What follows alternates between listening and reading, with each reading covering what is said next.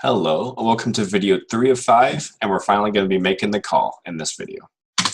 All right, some tips to get you started before you make that call.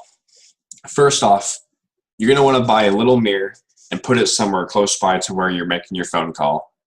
And as you're making your phone call, make sure you look at yourself and smile. So why do you do this?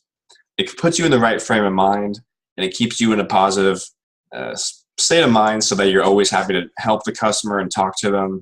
It just makes you in a more positive mood in general, and that's something that you want anyways.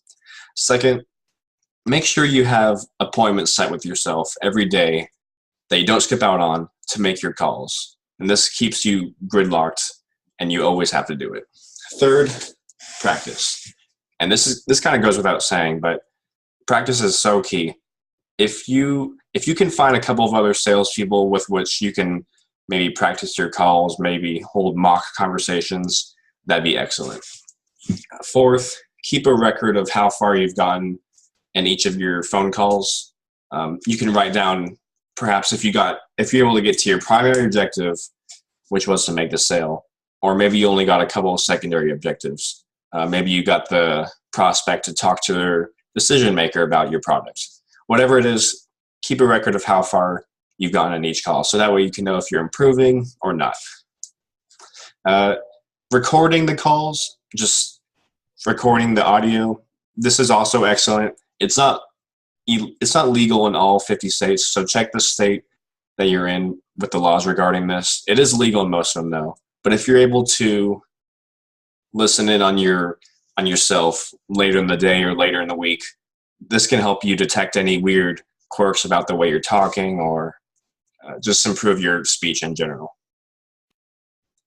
And lastly, this isn't for everyone, but maybe you like to stand whenever you make your call.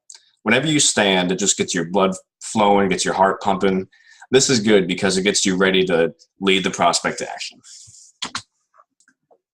So when's going to be the best time to call the target prospect?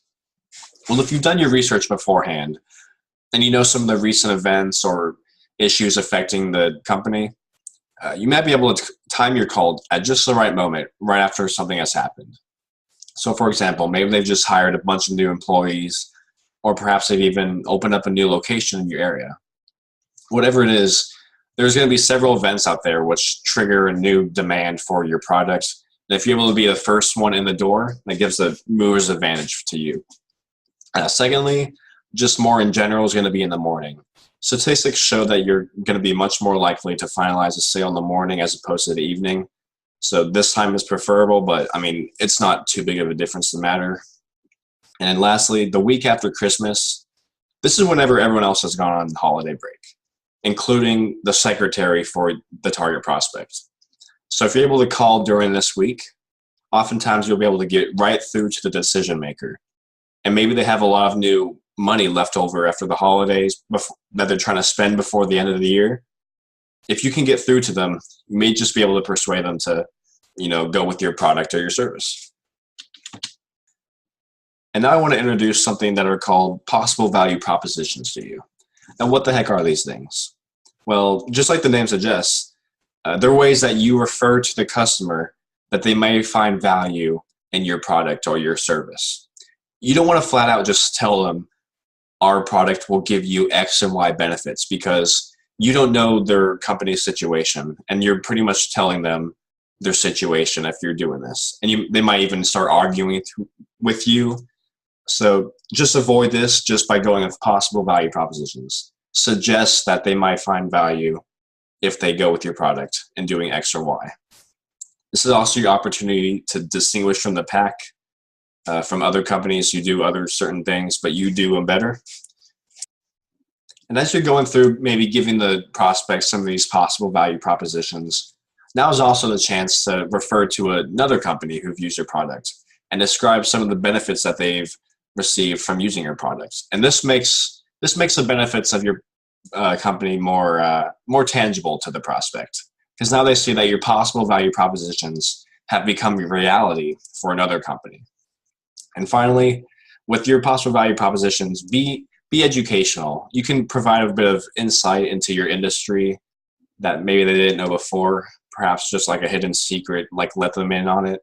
Stuff like this, it just keeps them listening. And finally, as you're talking to the prospect, you don't want to do a few things. And first and foremost on this list of do nots is going to be sound fake.